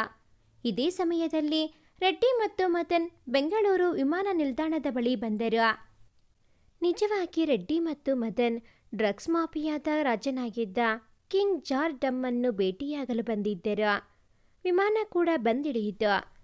ಯಾವುದೋ ಸಾಮ್ರಾಜ್ಯವನ್ನು ಗೆದ್ದು ಬಂದಂತೆ ಕಿಂಗ್ ಜಾರ್ಜ್ ಡಮ್ ಕಪ್ಪು ಬಣ್ಣದ ಕೋಟ್, ಪ್ಯಾಂಟ್ ಮತ್ತು ಶೂ ಆಗೋ ತಲೆಗೆ ಒಂದು ಟೋಪಿ ಧರಿಸಿ ನಡೆಯುತ್ತಾ ಬಂದ. ರಾಜಾ ರೆಡ್ಡಿ ಮತ್ತು ಮದನ್ ಆತನನ್ನು ಬರಮಾಡಿಕೊಂಡರು. ಕಿಂಗ್ ಜಾರ್ಜ್ ಡಮ್ ಏನೂ ಮಾತನಾಡದೆ ಒಂದು ಬ್ಯಾಗ್ ರೆಡ್ಡಿಯ ಕೈಗಿಟ್ಟನು. ರೆಡ್ಡಿ ಖುಷಿಯಿಂದ ಪಡೆದುಕೊಂಡನು. ಕಿಂಗ್ ಜಾರ್ಜ್ ಡಮ್ ಏನೂ ಮಾತನಾಡದೆ ಪುನಃ ಮತ್ತೊಂದು ವಿಮಾನ ಹತ್ತಿದ. ಆತನನ್ನು ಬೀಳ್ಕೊಟ್ಟು ರೆಡ್ಡಿ ಮತ್ತು ಮದನ್ ಮನೆಗೆ ಹಿಂದಿರುಗಿದರು. ತನ್ಯಾಳಿಗೆ ಬೀಚ್ ಅಂದರೆ ತುಂಬ ಇಷ್ಟ. ಸಂಜೆಯ ಹೊತ್ತು ತಂಪಾದ ಗಾಳಿ, ಅಲೆಗಳ ಸದ್ದು, ಮುಳುಗುವ ಸೂರ್ಯ, ಸಮುದ್ರದ ವೈಭವಕ್ಕೆ ತಲೆಬಾಗಿದ ತೆಂಗಿನ ಮರಗಳು, ಇದು ನನ್ನ ಲೋಕ ಎಂದು ಹೆಮ್ಮೆ ಪಡುವ ಮರಳುಗಳು. ವಾವ್, ಇಂತಹ ಅದ್ಭುತವನ್ನು ನೋಡಿ ಕಳೆದು ಹೋಗದವರೇ ಇಲ್ಲ. ಇದನ್ನೆಲ್ಲ ಕಂಡ ತನ್ಯಾಳಿಗೆ ಹೊಸ ಲೋಕದಲ್ಲಿ ತೇಲಾಡಿದ ಅನುಭವ. ಸಂಜೆಯ ಹೊತ್ತಿಗೆ ತನ್ಯಾ, ಜಾನಕಿ, ತರುಣ್ ಮನೆಗೆ ಹಿಂತಿರುಗಿದರು. ರಿಕ್ಷಾ ಹತ್ತಿದರು. ವಿಧಿಯ ಕೈವಾಡವೋ ದುರಾದೃಷ್ಟವೋ ಏನೋ, ಬರುವಾಗ ಟ್ರಾಫಿಕ್ ಜಾಮ್, ರೆಡ್ ಲೈಟ್ ಹೊತ್ತಿಕೊಂಡಿತು. ರಿಕ್ಷಾ ಡ್ರೈವರ್ ರಿಕ್ಷಾ ನಿಲ್ಲಿಸಿದ. ಅದೇ ಸಮಯಕ್ಕೆ ಸರಿಯಾಗಿ ರಾಜಾ ರೆಡ್ಡಿಯ ಕಾರು ಕೂಡ ರಿಕ್ಷಾದ ಬಲಬದಿಯಲ್ಲಿ ಬಂದು ನಿಂತಿತು. ಸ್ವಲ್ಪ ಸಮಯದ ನಂತರ ಹಳದಿ ಟ್ರಾಫಿಕ್ ಲೈಟ್ ಉರಿಯತೊಡಗಿತು. ರಿಕ್ಷಾ ಡ್ರೈವರ್ ರಿಕ್ಷಾ ಸ್ಟಾರ್ಟ್ ಮಾಡಿದ. ಅತ್ತ ಮದನ್ ಕೂಡ ಕಾರ್ ಸ್ಟಾರ್ಟ್ ಮಾಡಿದ. ತಕ್ಷಣ ಮದನ್ನ ಕಣ್ಣು ರಿಕ್ಷಾದ ಮೇಲೆ ಬಿತ್ತು. ರಿಕ್ಷಾದಲ್ಲಿದ್ದ ಜಾನಕಿಳನ್ನು ನೋಡಿಯೇ ಬಿಟ್ಟ. ಕೂಡಲೇ ರಾಜಾ ರೆಡ್ಡಿಯ ಬಳಿ ಜಾನಕಿ ಇರುವ ವಿಷಯ ತಿಳಿಸಿದ. ರಾಜಾ ರೆಡ್ಡಿ ಕಾರಿನಿಂದ ಇಳಿಯಬೇಕು ಎನ್ನುವಷ್ಟರಲ್ಲಿ ರೆಡ್ ಲೈಟ್ ಬಿತ್ತು. ಕಾರಿನಿಂದ ಇಳಿಯಲು ಸಾಧ್ಯವಾಗಲಿಲ್ಲ. ಮದನ್, ಆ ರಿಕ್ಷಾವನ್ನು ಫಾಲೋ ಮಾಡಿ, ಅವಳು ಎಲ್ಲಿಗೆ ಹೋಗುತ್ತಿದ್ದಾಳೆ ಎಂಬುದನ್ನು ಮೊದಲು ತಿಳಿಯಬೇಕು ಎಂದು ಮದನ್ನಿಗೆ ಹೇಳಿದ ರೆಡ್ಡಿ. ರೆಡ್ಡಿಯ ಮಾತುಗಳಿಗೆ ಬೆಲೆ ಕೊಟ್ಟು ರಿಕ್ಷಾವನ್ನು ಹಿಂಬಾಲಿಸಿದ. ಕತ್ತಲು ಬೇರೆ ಕವಿಯುತ್ತಿತ್ತು. ಸೂರ್ಯ ಮರೆಯಾಗಿದ್ದ. ಏನೂ ಅರಿಯದ ಜಾನಕಿ, ಸದ್ಯ ಈ ದಿನ ಬಚಾವಾದೆ ಎಂದು ಮನದೊಳಗೆ ಖುಷಿ ಪಡುತ್ತಿದ್ದಳು. ತನ್ಯಾ, ತರುಣ್ ಮತ್ತು ಜಾನಕಿ ಮೂವರು ತುಂಬ ಸುಸ್ತಾಗಿದ್ದರು. ಸ್ಟೇಟ್ ಬ್ಯಾಂಕ್ ಬಸ್ ನಿಲ್ದಾಣದ ಬಳಿ ಬಂದು ರಿಕ್ಷಾದಿಂದ ಇಳಿದು ಬಸ್ಸು ಹತ್ತಿದರು. ಬಸ್ಸು ಹತ್ತುವ ಮುಂಚೆ ತನ್ಯಾ ಒಂದು ಸೆಲ್ಫಿ ತೆಗೆದಳು. ತರುಣ್, ತನ್ಯಾ ಯಾಕೆ ಇಲ್ಲಿ ಸೆಲ್ಫಿ ತೆಗೆದೆ ಎಂದು ಕೇಳಿದ. ಏನಿಲ್ಲ ತರುಣ್, ಸುಮ್ಮನೆ ಎಂದು ಮುಗುಳ್ನಕ್ಕಳು ತನ್ಯಾ. ಮದನ್ ಮತ್ತು ರಾಜಾರೆಡ್ಡಿ ಸೂಕ್ಷ್ಮವಾಗಿಯೇ ಇವರನ್ನು ಗಮನಿಸುತ್ತಿದ್ದರು. ಮದನ್, ಹೇಗೂ ನಮ್ಮವರು ಮಂಗಳೂರಿನಲ್ಲಿ ಇದ್ದಾರೆ, ಇಲ್ಲಿ ಅವಳನ್ನು ಕಿಡ್ನಾಪ್ ಮಾಡಿದರೆ ಹೇಗೆ? ಅವಳು ನಮ್ಮ ಕಣ್ಣಿಗೆ ಬಿದ್ದಿರುವುದೇ ದೊಡ್ಡ ವಿಷಯ. ಈಗ ತಪ್ಪಿಸಿಕೊಂಡರೆ ಮತ್ತೆ ಅವಳು ಸಿಗುವುದು ತುಂಬ ಕಷ್ಟ ಎಂದು ರೆಡ್ಡಿ ತನ್ನ ಖತರ್ನಾಕ್ ಉಪಾಯವನ್ನು ಸೂಚಿಸಿದ. ಸರಿಯಾಗಿ ಹೇಳಿದ್ರಿ ರೆಡ್ಡಿ ಸರ್, ನಾನು ಈಗಲೇ ಕಾಲ್ ಮಾಡ್ತೀನಿ ಎಂದು ತನ್ನ ಕಿಸೆಯಿಂದ ಮೊಬೈಲ್ ತೆಗೆದು ಹೆಬ್ಬೆರಳಲ್ಲಿ ಮೇಲೆ ಕೆಳಗೆ ಹೊರಸಿ ಕಿವಿಗೆ ಇಟ್ಟ. ಸ್ವಲ್ಪ ಸಮಯದ ನಂತರ ಮತ್ತೊಂದು ಕಾರು ಆ ಸ್ಥಳಕ್ಕೆ ಬಂದು ನಿಂತಿತು. ಆ ಕಾರು ರೆಡ್ಡಿ ಗ್ಯಾಂಗ್ನವರದ್ದೇ ಆಗಿತ್ತು. ರೆಡ್ಡಿ ಅವರ ಬಳಿ ಜಾನಕಿಳ ಫೋಟೋ ತೋರಿಸಿ ಬಸ್ಸಿನಲ್ಲಿ ಇರುವ ಆಕೆಯನ್ನು ಅಪಹರಿಸಲು ಆಜ್ಞೆ ಮಾಡಿದ. ರೆಡ್ಡಿ ಗ್ಯಾಂಗ್ ಕೂಡಲೇ ಕಾರ್ಯಪ್ರವೃತ್ತರಾದರು. ಜಾನಕಿಳಿಗೆ ಪಾನಿಪುರಿ ತಿನ್ನುವ ಮನಸ್ಸಾಯಿತು. ಹೇಗೂ ಬಸ್ಸು ಹೊರಡುವುದು ಸ್ವಲ್ಪ ತಡವಾಗುತ್ತೆ, ಅಷ್ಟೊತ್ತಿಗೆ ಹೋಗಿ ಬರಬಹುದು ಎಂದು ತೀರ್ಮಾನಿಸಿ ತನ್ಯಾಳ ಬಳಿ ಹೇಳಿ ಬಸ್ಸಿನಿಂದ ಇಳಿದಳು. ಬಸ್ಸಿನಿಂದ ಇಳಿದು ಹೋದ ಜಾನಕಿ ಬಸ್ಸು ಹೊರಡುವ ಹೊತ್ತಾದರೂ ಬರಲೇ ಇಲ್ಲ. ತನ್ಯಾ ಆಕೆಯನ್ನು ಹುಡುಕಲು ಬಸ್ಸಿನಿಂದ ಇಳಿದು ಹೋದಳು. ಎಷ್ಟೆಲ್ಲ ಘಟನೆ ನಡೆದರೂ ತರುಣ್ಣಿಗೆ ಗೊತ್ತೇ ಇರಲಿಲ್ಲ. ಆತ ನಿದ್ದೆಗೆ ಜಾರಿದ್ದ. ಬಸ್ಸು ನಿಲ್ದಾಣದಿಂದ ಹೊರಟಿತು. ತರುಣ್ ನಿದ್ದೆಯಲ್ಲಿದ್ದ. ಆತನಿಗೆ ಬಸ್ಸು ಹೊರಟ ಹೋದ ವಿಷಯ ಗೊತ್ತೇ ಆಗಲಿಲ್ಲ. ಬಸ್ಸು ಬಿಸಿ ರೋಡಿಗೆ ಬಂದು ತಲುಪಿದಾಗ ತರುಣ್ಣಿಗೆ ಎಚ್ಚರ ಆಯಿತು. ನಿದ್ದೆಗಣ್ಣಲ್ಲೇ ಆಚೆ ಈಚೆ ನೋಡಿದ. ಯಾರೂ ಕಾಣಲಿಲ್ಲ. ತಕ್ಷಣ ಸಿಡಿಲು ಬಡಿದಂತಾಯಿತು. ಕಣ್ಣು ಹೊರಿಸಿಕೊಂಡು ಬಸ್ಸಿನ ಎಲ್ಲ ಸೀಟುಗಳಲ್ಲಿ ತನ್ಯಾ ಮತ್ತು ಜಾನಕಿಳನ್ನು ಹುಡುಕಾಡಿದ. ಅವರ ಸುಳಿವೇ ಸಿಗಲಿಲ್ಲ. ತರುಣ್ ಬಿಸಿ ರೋಡ್ನಲ್ಲಿ ಬಸ್ಸಿನಿಂದ ಇಳಿದು ತನ್ಯಾಳ ಮೊಬೈಲ್ ನಂಬರ್ಗೆ ಕರೆ ಮಾಡಿದ. ನಾಟ್ ರೀಚಬಲ್ ಎಂಬ ಉತ್ತರ. ಜಾನುಳಿಗೆ ಕರೆ ಮಾಡಿದ. ಮತ್ತೆ ಅದೇ ಉತ್ತರ. ದಾರಿ ಕಾಣದೆ ತರುಣ್ ಕಂಗಾಲಾದ. ಕೆಲವೇ ನಿಮಿಷಗಳ ಬಳಿಕ ತರುಣ್ನ ಕೈಯಲ್ಲಿದ್ದ ಮೊಬೈಲ್ ರಿಂಗ್ ಅನಿಸಿತು. ಖುಷಿಯಿಂದ ಮೊಬೈಲ್ ತೆಗೆದು ಕಿವಿಗಿಟ್ಟು, ಹಲೋ ತನ್ಯಾ, ಎಲ್ಲಿದ್ದೀಯಾ ಎಂದು ಪ್ರಶ್ನಿಸಿದ. ಹಲೋ, ನಾನಪ್ಪ, ತನ್ಯಾಳ ಅಪ್ಪ. ಅದೇ, ಆವಾಗ್ಲಿಂದ ತನ್ಯಾಳ ಮೊಬೈಲ್ಗೆ ಕರೆ ಮಾಡ್ತಿದ್ದೆ, ಅವಳು ಸ್ವೀಕರಿಸಲೇ ಇಲ್ಲ. ಇವಾಗ ಕರೆ ಮಾಡಿದ್ರೆ ನಾಟ್ ರೀಚಬಲ್ ಅಂತಿದೆ. ಎಲ್ಲಿದ್ದೀರಾ ನೀವು? ತನ್ಯಾ ನಿನ್ ಜೊತೆನೇ ಇದ್ದಾಳೆ ತಾನೇ ಎಂಬ ಪ್ರತ್ಯುತ್ತರ ಒಂದೇ ಉಸಿರಲ್ಲಿ ರಾಮಕೃಷ್ಣರವರ ಬಾಯಿಯಿಂದ ಹೊರಬಂತು. ಓ ಅಂಕಲ್, ನೀವಾ? ನಾನು ಸ್ವಲ್ಪ ಬ್ಯುಸಿ ಇದ್ದೆ, ಹಾಗೆ ನಾನು ನಿಮ್ಮ ಕರೆಯನ್ನು ಗುರುತಿಸಲು ಸಾಧ್ಯವಾಗಲಿಲ್ಲ. ನಾವಿವತ್ತು ನಮ್ಮ ಮನೆಗೆ ಹೋಗಿ ನಾಳೆ ತನ್ಯಾ ಮತ್ತು ಜಾನುಳನ್ನು ನಿಮ್ಮ ಮನೆಗೆ ಕರೆದುಕೊಂಡು ಬರುತ್ತೇನೆ ಅಂಕಲ್. ನೀವೇನು ಚಿಂತೆ ಮಾಡಬೇಡಿ. ತನ್ಯಾ ಮತ್ತು ಜಾನು ಇಬ್ಬರು ಬಸ್ಸಲ್ಲೇ ನಿದ್ದೆಗೆ ಜಾರಿದ್ದಾರೆ, ಹಾಗೆ ನಿಮ್ಮ ಕರೆಯನ್ನು ರಿಸೀವ್ ಮಾಡಿಲ್ಲ ಎಂಬ ಸುಳ್ಳಿನ ಪರದೆ ಎಳೆದು ಸಮಾಧಾನ ಪಡಿಸಿದ. ಕೆಲವೇ ಕ್ಷಣಗಳ ಬಳಿಕ ಮತ್ತೊಂದು ಕರೆ ಬಂತು. ತರುಣ್ ಮೊಬೈಲ್ ಪರದೆ ಮೇಲೆ ತನ್ಯಾಳ ಹೆಸರನ್ನು ನೋಡಿ ಖುಷಿಪಟ್ಟ. ಹಲೋ ತನ್ಯಾ, ಎಲ್ಲಿದ್ದೀಯಾ ಎಂದು ಅವಸರದಲ್ಲಿ ಕೇಳಿದ. ನಾನು ಕ್ಷೇಮವಾಗಿದ್ದೇನೆ, ಯಾವುದೇ ತೊಂದರೆ ಇಲ್ಲ, ನೀನು ಚಿಂತಿಸಬೇಡ ತರುಣ್ ಎಂದು ತನ್ಯಾ ಉತ್ತರಿಸಿದಳು. ತನ್ಯಾಳ ಈ ಉತ್ತರದಿಂದ ತರುಣ್ ಸ್ವಲ್ಪ ನಿಟ್ಟುಸಿರು ಬಿಟ್ಟ. ಜೊತೆಗೆ ತನ್ಯಾ ಮಂಗಳೂರು ಬಸ್ ನಿಲ್ದಾಣದ ಬಳಿ ಇರುವುದನ್ನು ಖಚಿತಪಡಿಸಿ ಕೂಡಲೇ ಮಂಗಳೂರಿಗೆ ತೆರಳಿದ. ತರುಣ್ ಮಂಗಳೂರಿನಲ್ಲಿ ತನ್ಯಾ ಮತ್ತು ಜಾನುಳನ್ನು ಭೇಟಿಯಾದ. ಗಂಟೆ 12 ಆಗಿತ್ತು. ಮನೆಗೆ ಹೋಗುವ ದಾರಿ ಕಾಣದೆ ಬಸ್ ನಿಲ್ದಾಣದಲ್ಲಿ ಆ ರಾತ್ರಿಯನ್ನು ಕಳೆದರು. ಮರುದಿನ ಬೆಳಗ್ಗೆ ಎದ್ದ ಕೂಡಲೇ ತರುಣ್, ತನ್ಯಾ, ಜಾನು, ನೀವಿಬ್ಬರು ರಾತ್ರಿ ಹೇಳದೆ ಕೇಳದೆ ಎಲ್ಲಿಗೆ ಹೋಗಿದ್ದು?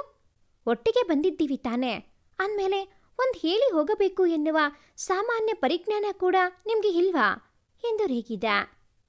ಇಲ್ಲ ತರುಣ್, ತಪ್ಪೆಲ್ಲ ನನ್ನದೇ. ನಾನೇ ಮೊದಲು ಬಸ್ಸಿಂದ ಹೊರಗೆ ಹೋಗಿದ್ದು. ಅದಕ್ಕೆ ತನ್ಯಾ ನನ್ನನ್ನು ಹುಡುಕಿಕೊಂಡು ಬಂದದ್ದು. ಇದರಲ್ಲಿ ತನ್ಯಾಳದು ತಪ್ಪೇನಿಲ್ಲ. ನಿಜವಾಗಿಯೂ ಅದೇನಾಯ್ತೆಂದರೆ, ಬಸ್ಸು ಹೊರಡುವುದು ಲೇಟು ಇತ್ತು. ಅಷ್ಟೊತ್ತಿಗೆ ಪಾನಿಪುರಿ ತಿಂದು ಬರಬಹುದು ಎಂದು ನಾನು ಬಸ್ಸಿನಿಂದ ಇಳಿದು ಹೊರಬಂದೆ. ನಾನು ಪಾನಿಪುರಿ ತೆಗೆದುಕೊಂಡು ಹಿಂದಿರುಗಿ ಬರುವಾಗ ಯಾರೋ ನನ್ನನ್ನು ಕಿಡ್ನಾಪ್ ಮಾಡಿದ್ರು. ನನ್ನ ಬಾಯಿಗೆ ಟವಲ್ ಹಿಡಿದು ನನ್ನ ಪ್ರಜ್ಞೆ ತಪ್ಪಿಸಿದರು. ಆಮೇಲೆ ನನಗೆ ಏನು ನಡೆಯಿತು ಎಂದು ಗೊತ್ತೇ ಇಲ್ಲ. ನನಗೆ ಪ್ರಜ್ಞೆ ಬಂದಾಗ ನಾನೊಂದು ಪಾಳು ಬಿದ್ದ ಮನೆಯಲ್ಲಿದ್ದೆ. ತನ್ಯಾ ನನ್ನ ಕಣ್ಣ ಮುಂದೆ ನಿಂತಿದ್ದಳು.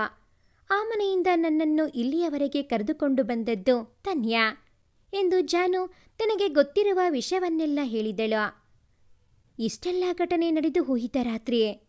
ತನ್ಯಾ, ನಿನಗೆ ಜಾನುಳನ್ನು ಕಿಡಿಗೇಡಿಗಳು ಅಪಹರಿಸಿದ್ದು ಹೇಗೆ ಗೊತ್ತು ಎಂದು ಕುತೂಹಲದಿಂದ ತನ್ಯಾಳ ಬಳಿ ಕೇಳಿದ ತರುಣ್, ಜಾನು, ನಾನು ಮತ್ತು ನೀನು ಮಂಗಳೂರು ಬೀಚ್ನಿಂದ ವಾಪಸ್ ಬರುವಾಗ ಒಂದು ಕಾರು ನಮ್ಮ ಆಟೋವನ್ನೇ ಹಿಂಬಾಲಿಸಿಕೊಂಡು ಬರುವುದನ್ನು ನಾನು ಗಮನಿಸಿದೆ. ಆತನಿಗೆ ಓವರ್ಟೇಕ್ ಮಾಡುವ ಅವಕಾಶವಿದ್ದರೂ ಆತ ಓವರ್ಟೇಕ್ ಮಾಡಲಿಲ್ಲ. ಇದು ನನಗೆ ಅನುಮಾನ ಹುಟ್ಟಿಸಿತು. ನಾವು ಬಸ್ ನಿಲ್ದಾಣದ ಬಳಿ ಬಂದಾಗಲೂ ಆ ಕಾರು ನಮ್ಮನ್ನು ಹಿಂಬಾಲಿಸಿಕೊಂಡು ಬಂದು ದೂರದಲ್ಲಿ ನಿಂತಿತು. ಆ ಕಾರಿನಿಂದ ನಮಗೆ ಏನೋ ಅಪಾಯ ಕಾದಿದೆ ಎಂದು ಗೊತ್ತಾಯಿತು. ಅದಕ್ಕೆ ನಾನು ಬಸ್ಸಿಗೆ ಹತ್ತುವಾಗ ಒಂದು ಸೆಲ್ಫಿ ತೆಗೆದೆ. ಅದರಲ್ಲಿ ಆ ಕಾರಿನ ನಂಬರ್ ಪಡೆದುಕೊಂಡೆ. ನಂತರ ಜಾನು ಬಸ್ಸಿಂದ ಹೊರಗಡೆ ಇಳಿದು ಹೋದಳು.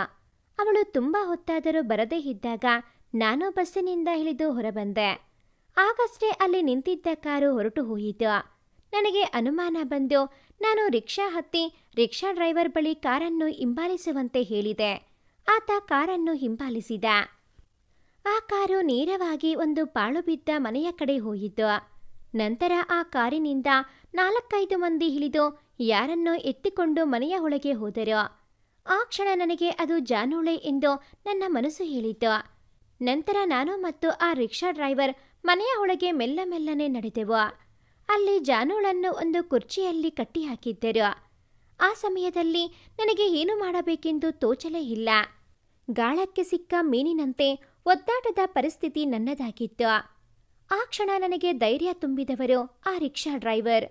ಅವರು ಧೈರ್ಯದಿಂದ ಮುನ್ನುಗ್ಗಿ ಆ 4 ಜನ ದಾಂಡಿಗರ ಕೋಟೆಗೆ ಮುನ್ನುಗ್ಗಿ ಆ 4 ಜನರನ್ನು ಒಡೆದು ಉರುಳಿಸಿದರು. ಅವರು ಕೊಟ್ಟಂತಹ ಏಟಿಗೆ 4 ಜನ ದಾಂಡಿಗರು ಬದುಕಿದೆವು ಬಡಜೀವ ಎಂದು ಎದ್ದು ಬಿದ್ದು ಅಲ್ಲಿಂದ ಓಡಿದರು. ನಂತರ ಜಾನುಳನ್ನು ಅಲ್ಲಿಂದ ಬಿಡಿಸಿ ಅದೇ ರಿಕ್ಷಾದಲ್ಲಿ ನಮ್ಮನ್ನು ವಾಪಸ್ಸು ಇಲ್ಲಿಗೆ ಕರೆತಂದರು ಎಂದು ನಡೆದ ಘಟನೆಯನ್ನು ವಿವರವಾಗಿ ಹೇಳಿದಳು ತನ್ಯಾ. ಓಹೋ, ಇಷ್ಟೆಲ್ಲ ಘಟನೆ ನಡೆದು ಹೋಯಿತಾ?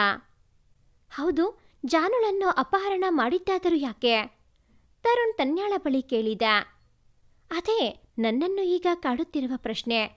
ಕಾರಣ ಇಲ್ಲದೆ ಕಿಡ್ನಾಪ್ ಮಾಡಲು ಸಾಧ್ಯವಿಲ್ಲ, ಉತ್ತರಿಸಿದಳು ತನ್ಯಾ. ಜಾನು, ನಿಜ ಹೇಳು, ನಿನ್ನನ್ನು ಅಪಹರಿಸಿಕೊಳ್ಳುವಂತಹ ಉದ್ದೇಶ ಯಾರಿಗಿತ್ತು? ನಿನಗೆ ಕಾರಣ ಗೊತ್ತು, ಆದರೆ ನೀನು ಆ ಕಾರಣವನ್ನು ಮುಚ್ಚಿಡುತ್ತಿದ್ದೀಯಾ ಅಂತ ನನಗೆ ಬಲವಾಗಿ ಅನ್ನಿಸುತ್ತಿದೆ. ಈಗಲೂ ನೀನು ಕಾರಣವನ್ನು ಮುಚ್ಚಿಟ್ಟರೆ ಇದರ ಪರಿಣಾಮ ನಿನ್ನ ಗೆಳತಿ ತನ್ಯಾಳ ಮೇಲೆ ಬಿದ್ದು ಅವಳನ್ನು ಅಪಹರಿಸುವ ಕಾಲ ದೂರವಿಲ್ಲ ಎಂದು ತರುಣ್ ಜಾನುಳನ್ನು ಒತ್ತಾಯ ಮಾಡಿದ. ಹೌದು ತರುಣ್, ನನ್ನನ್ನು ಅಪಹರಿಸಿ ಕೊಲೆ ಮಾಡುವ ಉದ್ದೇಶ ಆ ಕ್ರೂರಿ ರಾಜಾರೆಡ್ಡಿಗಿತ್ತು. ನನ್ನನ್ನು ಅಪಹರಿಸಿದವರು ಕೂಡ ಆ ರೆಡ್ಡಿ ಗ್ಯಾಂಗ್ನವರೇ ಹೊರತು ಬೇರ್ಯಾರೂ ಅಲ್ಲ. ಆ ರೆಡ್ಡಿಗೆ ನನ್ನ ತಂದೆ ತಾಯಿ ಮತ್ತು ನನ್ನ ಮೇಲೆ ಮೊದಲೇ ದ್ವೇಷ ಇತ್ತು ಎಂದು ಹೇಳಿ ಕಣ್ಣೀರು ಸುರಿಸಿದಳು ಜಾನು. ಏನು? ಆ ರೆಡ್ಡಿ ಗ್ಯಾಂಗ್ನವರು ನಿನ್ನನ್ನು ಅಪಹರಣ ಮಾಡಿದ್ದ? ಅವರಿಗೆ ನಿನ್ನ ಕುಟುಂಬದ ಮೇಲೆ ದ್ವೇಷ ಇದ್ದ? ಯಾಕೆ ಜಾನು, ಈ ವಿಷಯವನ್ನು ಮೊದಲೇ ನಮಗೆ ಹೇಳಲಿಲ್ಲ? ಅಳಬೇಡ, ನಿನ್ನ ಜೊತೆ ನಾವಿದ್ದೇವೆ ಎಂದು ತರುಣ್ ಹೇಳಿದ. ಹೌದು, ರೆಡ್ಡಿಗೆ ನಿನ್ನ ಮೇಲೆ ದ್ವೇಷ ಯಾಕೆ ಜಾನು? ಅದೊಂದು ದೊಡ್ಡ ಕತೆ ತನ್ಯಾ. ಈಗ ನಾವು ಮನೆಗೆ ಹೋಗೋಣ, ಮನೆಯಲ್ಲಿ ಎಲ್ಲವನ್ನೂ ಹೇಳುತ್ತೇನೆ ಎಂಬ ರೋಚಕತೆಯ ಬೀಜ ಬಿತ್ತಿದಳು ಜಾನು. ತನ್ಯಾಳ ಮನೆಯಲ್ಲಿ ತರುಣ್ ಮತ್ತು ಜಾನು ಹಿಂದಿನ ದಿನ ನಡೆದ ಘಟನೆಯ ಕುರಿತು ಮಾತಾಡಿಕೊಳ್ಳುತ್ತಿದ್ದರು. ಹೇಳು ಜಾನು, ರೆಡ್ಡಿ ಗ್ಯಾಂಗ್ನವರು ನಿನ್ನನ್ನು ಅಪಹರಣ ಮಾಡಲು ಕಾರಣವೇನು ಎಂಬ ಪ್ರಶ್ನೆಯನ್ನು ತರುಣ್ ಮುಂದಿಟ್ಟನು. ತನ್ಯಾ, ತರುಣ್ ಎನ್ನುತ್ತಾ ಜಾನು ಮಾತನ್ನು ಆರಂಭಿಸಿದಳು. ನನ್ನ ತಂದೆ ತಾಯಿ ಆ ರಾಜಾರೆಡ್ಡಿಯ ಮನೆಯಲ್ಲಿ ಕೆಲಸಕ್ಕೆ ಸೇರಿಕೊಂಡಿದ್ದರು. ಆ ರೆಡ್ಡಿ ಮರಗಳ ಕಳ್ಳಸಾಗಾಣಿಕೆಯಲ್ಲಿ ತೊಡಗಿಕೊಂಡಿದ್ದ. ಜೊತೆಗೆ ಡ್ರಗ್ಸ್, ಗಾಂಜಾ ಮಾರಾಟದ ರೂವಾರಿಯಾಗಿದ್ದನು. ನಮ್ಮ ಕಾಲೇಜು ಸಮೀಪದಲ್ಲಿ ರೆಡ್ಡಿ ಗ್ಯಾಂಗ್ನವರು ಕದ್ದು ಮಾರಾಟ ಮಾಡುತ್ತಿದ್ದರು. ರೆಡ್ಡಿಗೆ ವಿದೇಶದಿಂದ ಜಾಂಡಮ್ ಎಂಬಾತ ಮಾದಕ ವಸ್ತುಗಳ ಪೂರೈಕೆ ಮಾಡುತ್ತಿದ್ದ. ಅವರು ಮಾದಕ ವಸ್ತುಗಳ ಮಾರಾಟ ಮಾಡುತ್ತಿದ್ದ ದೃಶ್ಯವೊಂದು ನನ್ನ ಮೊಬೈಲ್ ಫೋನ್ನಲ್ಲಿದೆ. ಜೊತೆಗೆ ಅವರ ಕಳ್ಳ ಸಾಗಾಣಿಕೆಯ ದಾಖಲೆ ಹಾಗೂ ಸಾಕ್ಷಿ ಇರುವ ಪುಸ್ತಕವೊಂದು ನನ್ನ ಬಳಿ ಇದೆ. ಈ ಕಾರಣಕ್ಕಾಗಿ ಅವರು ನನ್ನ ಹುಡುಕಾಟದಲ್ಲಿ ತೊಡಗಿದ್ದಾರೆ. ಈ ವಿಷಯ ರಾಜಾರೆಡ್ಡಿಗೆ ತಿಳಿದ ತಕ್ಷಣ ನನ್ನ ತಂದೆ ತಾಯಿಯನ್ನು ಎಲ್ಲೋ ಬಂಧಿಸಿಟ್ಟಿದ್ದಾರೆ. ಅಂದು ನಾನು ದಾರಿ ಕಾಣದೆ ಅಲ್ಲಿಂದ ತಪ್ಪಿಸಿಕೊಂಡು ಬಂದು ಬಸ್ ನಿಲ್ದಾಣದ ಬಳಿ ನಿಂತಿದ್ದೆ. ಆ ಸಂದರ್ಭದಲ್ಲಿ ತರುಣ್ ನನ್ನ ಅಲ್ಲಿಂದ ಕರೆದುಕೊಂಡು ಬಂದನು ಎಂದು ಅಳುತ್ತಾ ತನ್ನ ಕಣ್ಣೀರನ್ನು ಒರೆಸಿಕೊಳ್ಳುತ್ತಾಳೆ. ಜಾನುಳ ಜೀವನದಲ್ಲಿ ನಡೆದ ಘಟನೆಗಳನ್ನು ಕೇಳಿದ ಬಳಿಕ ತರುಣ್ ಮತ್ತು ತನ್ಯಾ ಇಬ್ಬರು ಮರುಗುತ್ತಾರೆ. ತನ್ಯಾ ಜಾನುಳ ತಲೆಯನ್ನು ನೆವರಿಸುತ್ತಾ ಸಮಾಧಾನ ಪಡಿಸುತ್ತಾಳೆ. ಭಯ ಪಡಬೇಡ ಜಾನು, ನಿನ್ ಜೊತೆ ನಾವಿದ್ದೇವೆ. ನಿನ್ನ ತಂದೆ ತಾಯಿಯನ್ನು ಹುಡುಕಿ ಆ ರಾಜಾರೆಡ್ಡಿಯ ಕೃತ್ಯಗಳಿಗೆ ಪೂರ್ಣ ವಿರಾಮವಿಟ್ಟು ಶಿಕ್ಷೆ ಕೊಡಿಸುವ ನಿನ್ನ ಪ್ರಯತ್ನದ ಜೊತೆ ನಮ್ಮ ಪ್ರೋತ್ಸಾಹವಿದೆ ಎಂಬ ಭರವಸೆಯ ಮಾತುಗಳನ್ನಾಡುತ್ತಾನೆ ತರುಣ್. ಧನ್ಯವಾದಗಳು ತನ್ಯಾ ತರುಣ್. ನಿಮ್ಮಿಬ್ಬರ ಈ ಮಾತುಗಳು ನನ್ನನ್ನು ಇನ್ನಷ್ಟು ಬಲಪಡಿಸಿದವು. ಇನ್ನು ನನ್ನ ಕಾರ್ಯಸಾಧನೆ ಇನ್ನಷ್ಟು ಸುಲಭಗೊಳ್ಳಲಿದೆ. ಆ ರಾಜಾರೆಡ್ಡಿಯ ಕಾರ್ಯಕ್ಕೆ ಮೂಗುದಾರ ಹಾಕುವ ಕೆಲಸ ದೂರದಲ್ಲಿಲ್ಲ. ಹೌದು, ನಿನಗ್ಯಾಕೆ ರಾಜಾರೆಡ್ಡಿಯ ಮೇಲೆ ಇಷ್ಟೊಂದು ದ್ವೇಷ? ಆ ದೊಡ್ಡವರ ವಿಷಯ ನಮಗ್ಯಾಕೆ ಎಂದು ಸುಮ್ಮನಿರಬಹುದಿತ್ತಲ್ಲ. ನಿನ್ನ ತಂದೆ ತಾಯಿಯ ಜೊತೆ ಆರಾಮಾಗಿ ಇರಬಹುದಿತ್ತಲ್ಲ. ಆಗ ನಿನಗೂ ನಿನ್ನ ಮನೆಯವರಿಗೂ ನೆಮ್ಮದಿ ಇರುತ್ತಿತ್ತು ತಾನೆ ಎಂದು ತರುಣ್ ಹೇಳಿದನು. ಹೌದು ತರುಣ್, ನನಗೆ ನನ್ನ ಪಾಡಿಗೆ ಸುಮ್ಮನಿರಬಹುದಿತ್ತು. ಆವಾಗ ನನ್ನ ಕುಟುಂಬ ನೆಮ್ಮದಿಯಾಗಿರಬಹುದಿತ್ತು.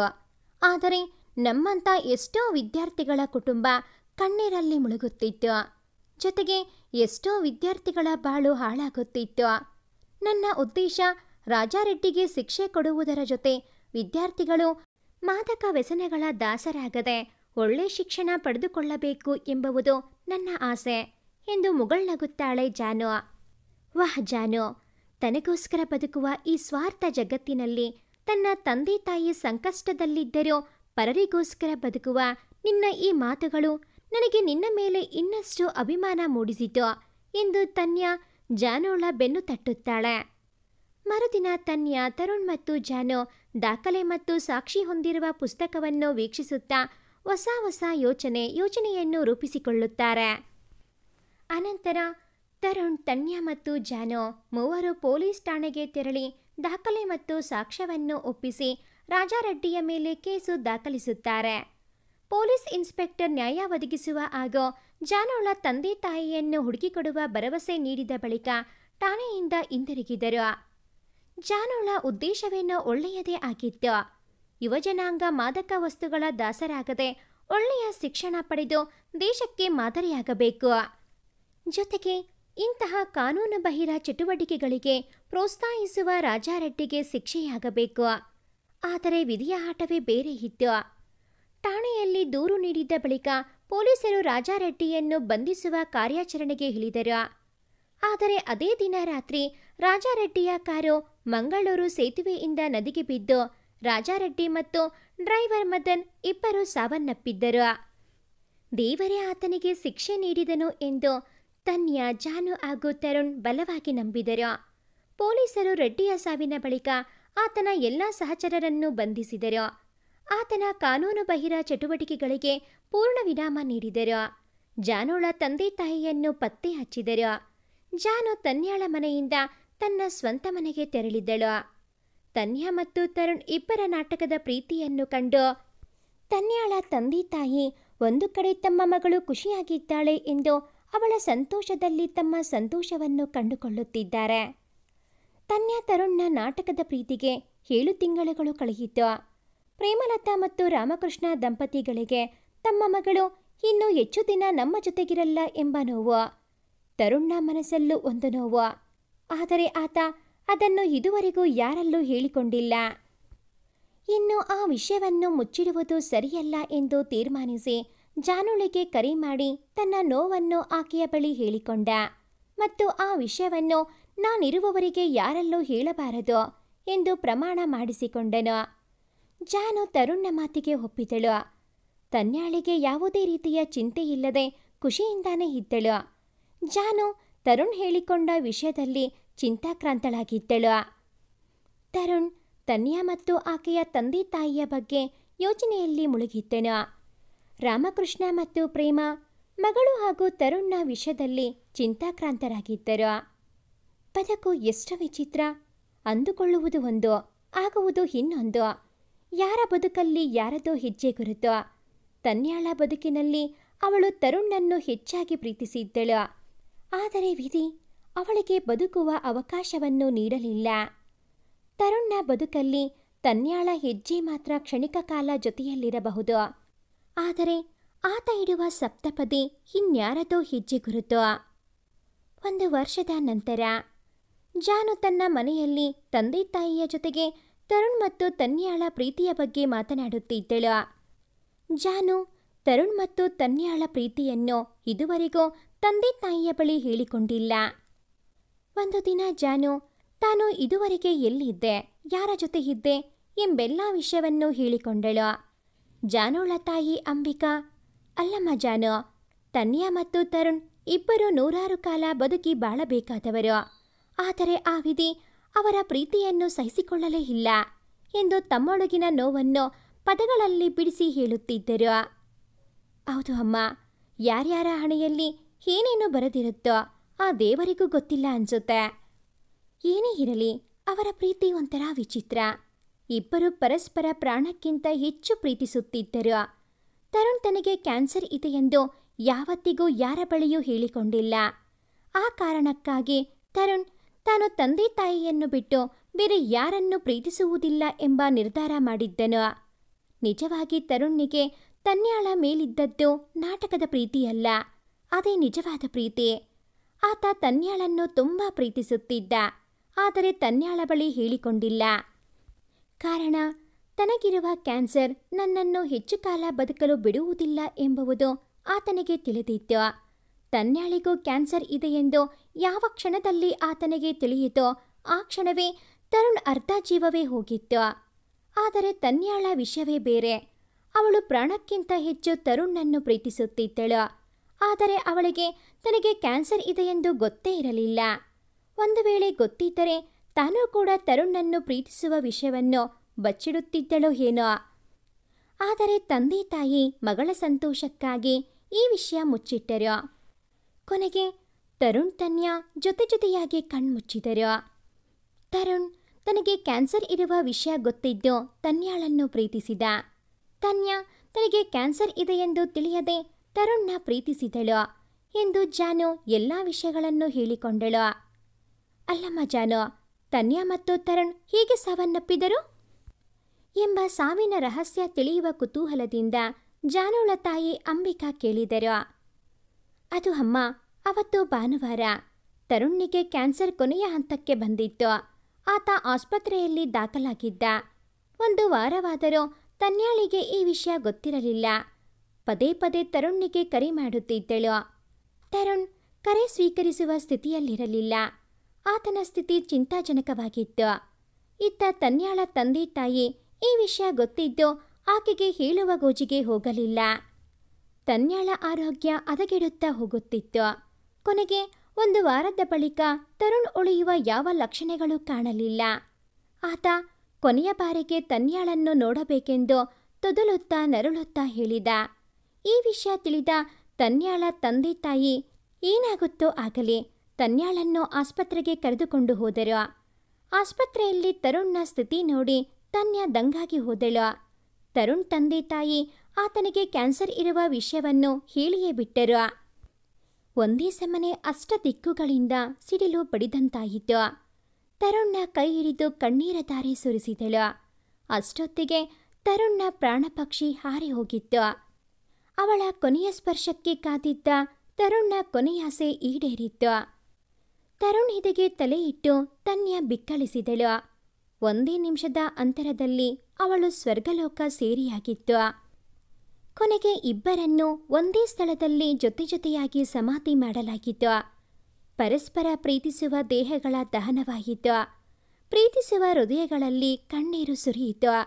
ಪ್ರೀತಿ ಅಮರವಾಯಿತು. ಈ ಒಂದು ಕತೆ ನಿಮಗೆ ಇಷ್ಟ ಆಗಿದ್ದಲ್ಲಿ ಪ್ಲೀಸ್ ಲೈಕ್ ಮಾಡಿ, ಶೇರ್ ಮಾಡಿ, ಹಾಗೆಯೇ ಕಾಮೆಂಟ್ ಮಾಡೋದನ್ನು ಮರಿಬೇಡಿ. Thanks for watching this video.